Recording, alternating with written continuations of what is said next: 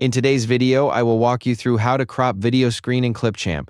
Add your video to the timeline and click the video clip to select it. In the preview window, click the crop button in the floating toolbar. Drag the crop handles from the sides or corners to remove the parts of the video you do not want. If needed, drag the video inside the cropped frame to reposition it. Click Done to apply the crop.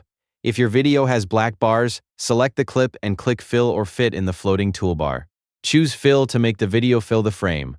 This will crop the edges if needed. Choose Fit to show the entire video. This may leave black bars around the video. To change the project's aspect ratio, click the Aspect Ratio button above the preview window. Choose the format you want, such as 16:9 for YouTube, 9:16 for TikTok, Shorts or Reels, or 1:1 for Instagram posts.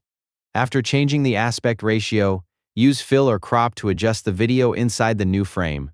And that's how to crop a video screen in Clipchamp. Thank you for watching the video.